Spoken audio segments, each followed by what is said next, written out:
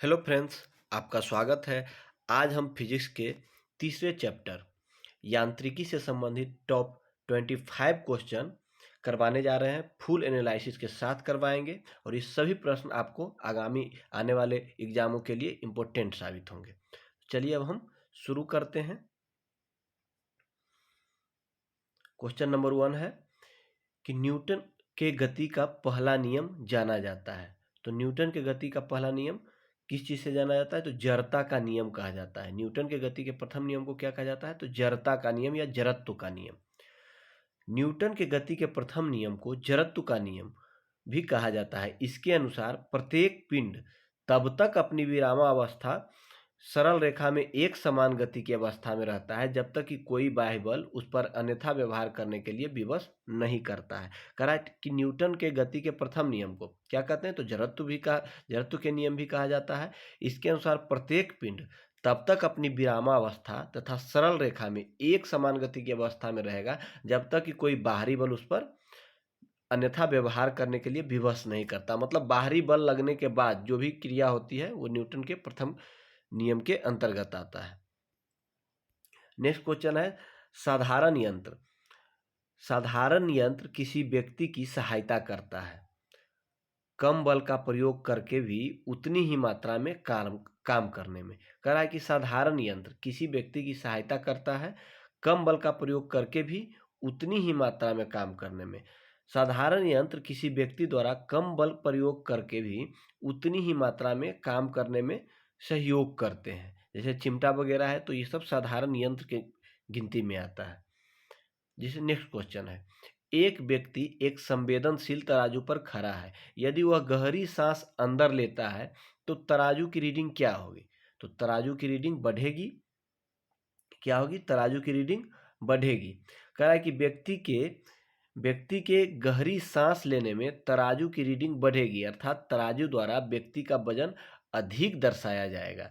1 litre वायु 1.2225 ग्राम वजनी होता है अर्थात 1 लीटर वायु अंदर खींचने पर व्यक्ति का वजन 1.225 ग्राम बढ़ जाएगा। हालांकि व्यक्ति के घनत्व में कमी दर्ज की जाएगी।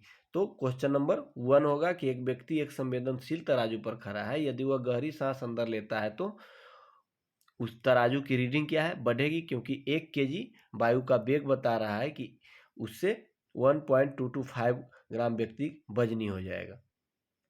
नेक्स्ट क्वेश्चन है कि वॉशिंग मशीन का कार्य सिद्धांत क्या है? तो वॉशिंग मशीन का कार्य सिद्धांत अपकेंद्रन पर है। क्या कर रहा है? अपकेंद्रन। वॉशिंग मशीन का कार्य सिद्धांत है तो वॉशिंग मशीन का कार्य सिद्धांत अपकेंद्रन पर है। क्या है? अपकेंद्रन। देख लेते हैं वह प्रतिक्रिया बल जो परिमाण में अभिकेंद्रीय बल के बराबर होता है परंतु उसकी दिशा अभिकेंद्रीय बल के विपरीत अर्थात केंद्र से बाहर की ओर होती है, अपकेंद्रीय बल कहलाता है। कपड़ा साफ करने की मशीन, दूध से मक्खन निकालने की मशीन आदि अपकेंद्रीय बल के सिद्धांत पर कार्य करते हैं। कह रहा है वह प्रतिक्रिया बल जो परिमाण में अभिकेंद्रीय बल के बराबर होता है परंतु जिसकी दिशा अभिकेंद्रीय बल के विपरीत अर्थात केंद्र से बाहर की ओर होती है, अपकेंद्रीय बल कहलाता है। कपड़ा साफ करने की मशीन और दूध से मक्खन निकालने की मशीन इसका उदाहरण है। नेक्स्ट क्वेश्चन है प्रक्षालन मशीन की कार्य प्रणाली का सिद्धांत क्या है? तो अपकेंद्रीकरण है। कह रहा है प्रक्षालन मशीन की कार्य प्रणाली का सिद्धांत क्या है? तो अपकेंद्रीकरण ही है। जैसे ऊपर में देखे थे कि अपकेंद्रीय बल के विपरीत जो होती है, कह रहा है कि जैसे कपड़ा साफ करने की मशीन और दूध से मक्खन निकाले, वैसे ही प्रक्षालन मशीन भी अपकेंद्रीय बल पर काम करती है।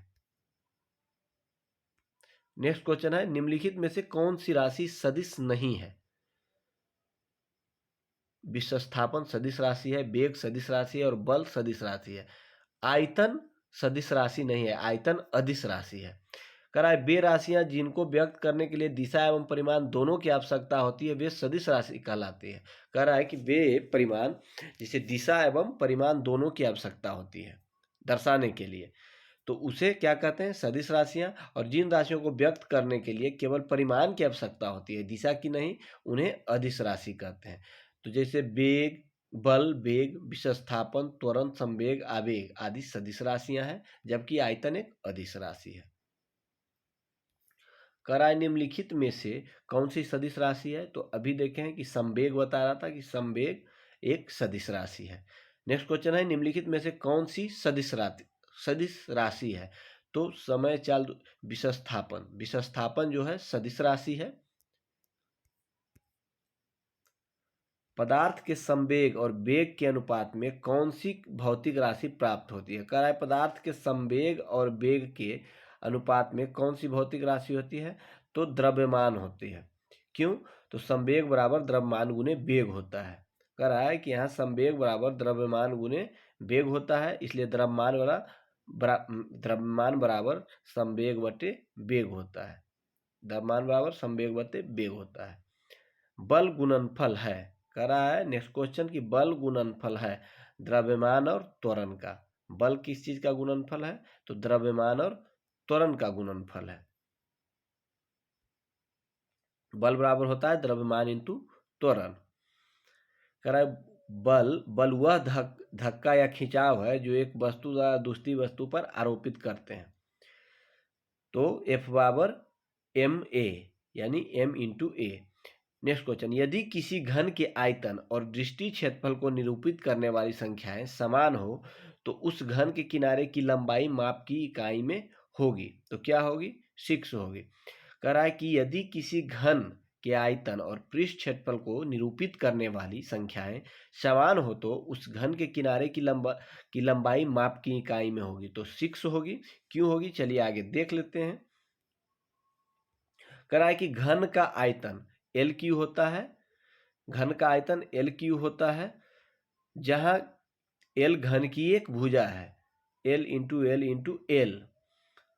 घन का पृष्ठीय क्षेत्रफल क्या है? तो 6L स्क्वायर है। घन का पृष्ठीय क्षेत्रफल क्या है? 6L स्क्वायर है। प्रश्नानुसार दोनों आपस में समान है, इसलिए एल क्यू बराबर 6L स्क्वायर। तो एल बराबर 6 हुआ।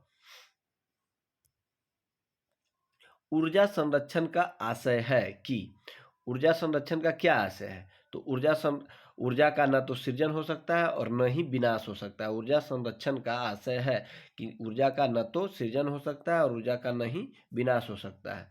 कह रहा है कि ऊर्जा संरक्षण के मूल सिद्धांत के अनुसार ऊर्जा का न तो सृजन हो सकता है और न ही इसका विनाश हो सकता है।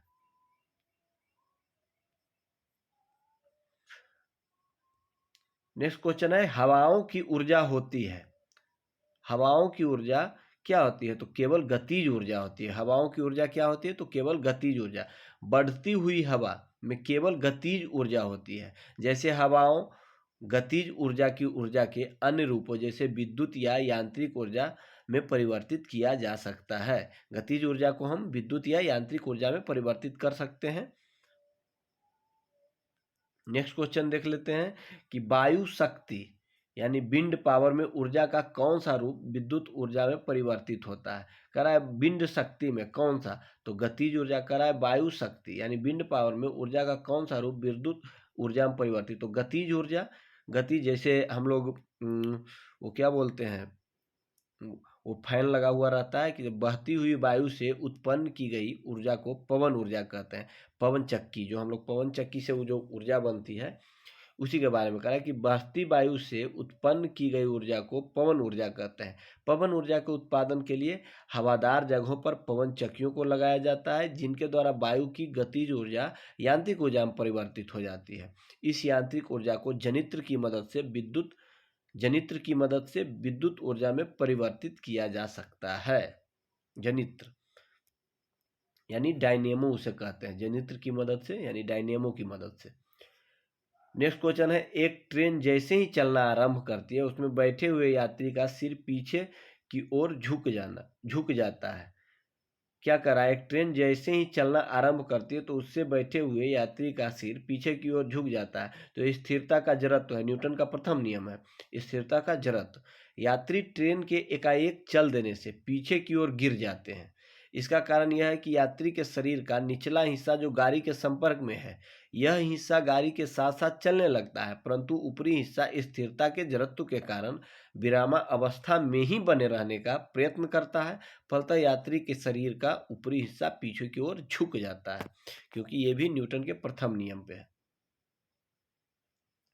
नेक्स्ट क्वेश्चन है कि एक घर एक पूर्णतः घर्षणहीन पृष्ठ पर खड़ा एक व्यक्ति सीटी बजाने से अपने को गति में ला सकता है यदि किसी तंत्र पर कोई बाह्य बल क्रियाशील नहीं है।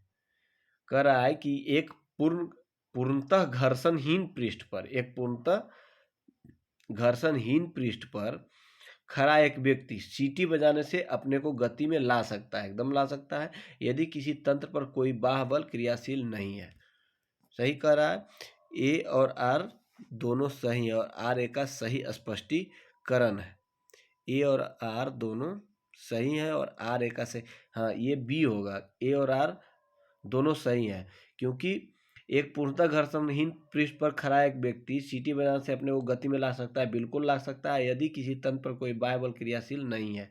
सही है, लेकिन स्पष्टीकरण सही नहीं है। करा है कि घर्षणहीन पृष्ठ पर कोई व्यक्ति गति नहीं कर सकता है क्योंकि किसी भी प्रकार की गति के लिए घर्षण आवश्यक है। हालांकि पूर्णतः घर्षण रहित सतह पर कोई व्यक्ति सीटी बजाकर अपने आप को गति में ला सकता है। सीटी बजाने के लिए व्यक्ति एक दिशा में हवा छोड़ेगा जिसके परिणाम स्वरूप विपरीत दिशा में वह गति करने लगेगा। आर्मेय संवेग संरक्षण के सिद्धांत का उल्लेख जो कि पूर्णतः सत्य है। चलिए नेक्स्ट क्वेश्चन देखते हैं कि सड़क पर चलने की अपेक्षा बर्फ पर चलना कठिन है तो बर्फ में सड़क की अपेक्षा घर्षण कम होना। कह रहा है सड़क पर चलने की अपेक्षा बर्फ पर चलना कठिन क्यों है तो बर्फ में सड़क की अपेक्षा घर्षण कम होना। सड़क पर चलने में हमें आसानी इसलिए होती है क्योंकि पृथ्वी पर उसकी सतह खुरदरी होने के कारण घर्षण बल उत्पन्न होता है। उसकी सतह खुरदरी होने के कारण ही हम उस पर पैर टिकाकर पृथ्वी को पीछे ढकेलते हैं और न्यूटन के तृतीय नियम के अनुसार हम आगे बढ़ जाते हैं। इसके विपरीत बर्फ में सड़क की अपेक्षा घर्षण कम होने के कारण उस पर सड़क पर चलने की तुलना में कठिन होता है। चलिए नेक्स्ट क्वेश्चन देखते हैं। करा निम्नलिखित कथन तथा इसके निकाले गए निष्कर्ष पर विचार कीजिए। भरी हुई गाड़ी को चलाने में उसे चलायमान रखने के लिए आवश्यक ताकत से अपेक्षाकृत अधिक ताकत से धक्का देना पड़ता है। कह रहा है कि भरी हुई गाड़ी को चलाने में और उसे चलायमान रखने के लिए आवश्यक ताकत से अपेक्षाकृत अधिक ताकत से धक्का देना पड़ता है।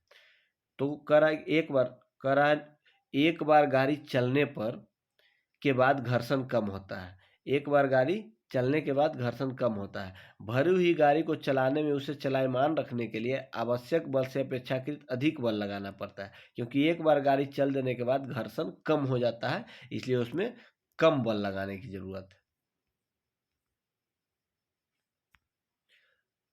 हाँ नेक्स्ट क्वेश्चन है, एक मनुष्य स्थिर नाव से 5 मीटर प्रति सेकंड की चाल से कूदा। नाव 0.5 मीटर प्रति सेकंड की चाल से खिसकी। बताएं कि नाव का द्रव्यमान मनुष्य के द्रव्यमान का कितना होगा। कराए एक मनुष्य स्थिर नाव से 5 मीटर प्रति सेकंड की चाल से कूदता है। नाव 0.5 मीटर प्रति सेकंड की चाल से खिसकी। बताएं कि नाव का द्रव्यमान मनुष्य के द्रव्यमान का कितना होगा। तो कह रहा है कि माना कि द्रव्यमान m है तथा नाव का द्रव्यमान n है तो नाव प्लस व्यक्ति को कूदने के पूर्व का संवेग 0 है तो व्यक्ति के कूदने के उपरांत दोनों का संवेग क्या है तो m into 5 minus n into गुने 0.5 ठीक है। तो m इंटू 5 इतना कर लेते हैं, कैलकुलेशन करने के बाद 10 आता है तो आंसर नंबर डी होगा। कितना होगा तो 10 होगा क्योंकि यहाँ करा है 5 मीटर तो 5 मीटर मनुष्य की स्थिर नाव से, समझिए इसको, करा है मनुष्य की स्थिर नाव से 5 मीटर प्रति सेकंड की चाल से तो m इंटू 5 और कूदा और नाव जो है 0.5 मीटर प्रति सेकंड की चाल से खिसकी है। तो थोड़ा सा बस मैथ मेन है कि इसका संवेग बराबर समझने का है m माइनस n। क्या है m माइनस m। यहाँ करा है नाव प्लस व्यक्ति को कूदने के पूर्व संवेग यानी ये 0 है, इसलिए इसको क्लियर करना पड़ रहा है कि व्यक्ति के कूदने से उपरांत दोनों का संवेग है m into 5 minus n into 0.5। बस थोड़ा सा मैथ है, इसको बना लीजिएगा, समझ में आ जाएगा। नेक्स्ट क्वेश्चन है, एक ट्रक, एक कार और एक मोटरसाइकिल की गतिज ऊर्जाएं समान है। यदि समान अवरोधक बल लगाया जाए तो वे क्रमशः दूरी पर रुकेंगे। कह रहा है कि एक ट्रक, एक कार और एक मोटरसाइकिल की गतिज ऊर्जा समान है, उन पर समान अवरोधक बल लगाए जाएंगे तो क्या होगा, वे समान दूरी पर ही रुकेंगे, क्योंकि x बराबर y बराबर z, एकदम सब के सब समान आपस में बराबर होंगे और समान दूरी पर रुकेंगे, क्योंकि फोर्स दोनों पर समान लग रहे हैं। चलिए आगे बढ़ते हैं। कह रहा है कि दो समान द्रव्यमान की वस्तुओं की गतिज ऊर्जा का अनुपात 4:9 है, तो उनके वेगों का अनुपात होगा।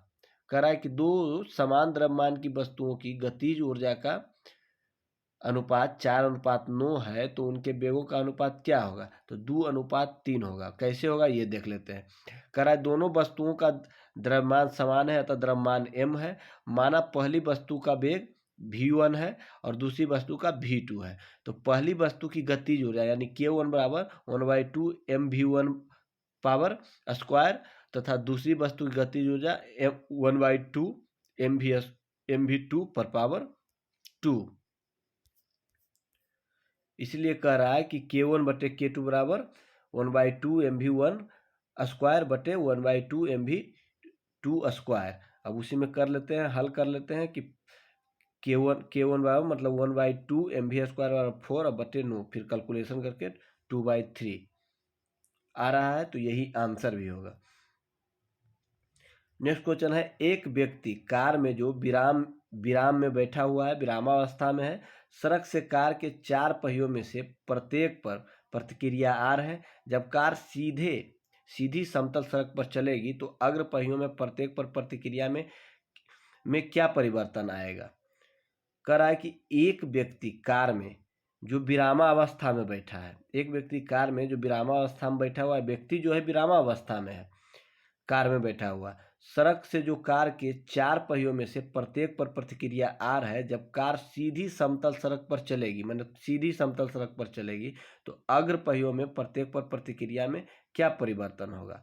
तो कह रहा है यह आर से कम होगा, यह आर से कम होगा। कह रहा है किसी वस्तु में गतिज घर्षण अवलंब प्रतिक्रिया के समानुपाती तथा स्थितिक घर्षण से कम होता है। नेक्स्ट क्वेश्चन है, कह रहा है तेल से अंशतः भरा हुआ तेल का एक टैंकर समतल सड़क पर आगे की ओर एक समान त्वरण से जा रहा है, तो तेल का मुक्त पृष्ठ क्या होगा। कह रहा है कि तेल से अंशतः भरा हुआ तेल का एक टैंकर जो है समतल सड़क पर आगे की ओर एक समान त्वरण से जा रहा है, तो कह रहा है कि तेल का मुक्त पृष्ठ क्या होगा, तो तेल का मुक्त पृष्ठ क्षैतिज होगा, इस प्रकार अनंत होगा, पिछले सिरे पर अधिक गहराई होगी, क्योंकि जब भी गाड़ी चलेगी तो तेल का बहाव आगे भारे रहेगा, तो ऐसे रहेगी। तो आंसर नंबर सी होगा। समतल सड़क पर समान त्वरण से गति करने के कारण टैंकर से उपस्थित तेल का मुक्त पृष्ठ क्षैतिज से इस प्रकार आनत होगा कि पिछले सिरे पर अधिक गहराई हो।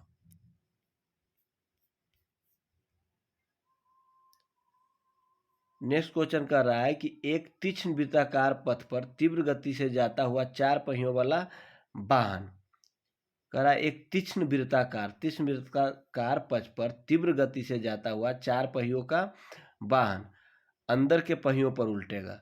सही बात है, एकदम अंदर के पहियों पर उल्टेगा और बाहर की तरफ फिसलेगा और अंदर की पहियों पर उल्टेगा।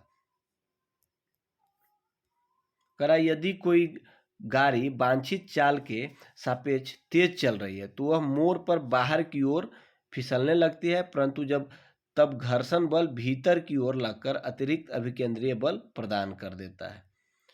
नेक्स्ट क्वेश्चन और लास्ट क्वेश्चन है, त्वरण करने का सही सूत्र कौन सा है। तो त्वरण करने का सही सूत्र है a बराबर v minus you by T. ये याद करने की चीज है, a माइनस वी बाई बराबर टी। चलिए तो अब जाके ख़त्म हो गया टॉप 25 क्वेश्चन आपका समाप्त होता है। अगर ये आपको वीडियो अच्छा लगे तो सब्सक्राइब जरूर कर लीजिएगा और लाइक भी कीजिएगा, कमेंट करना ना भूलिएगा। तो चलिए, धन्यवाद।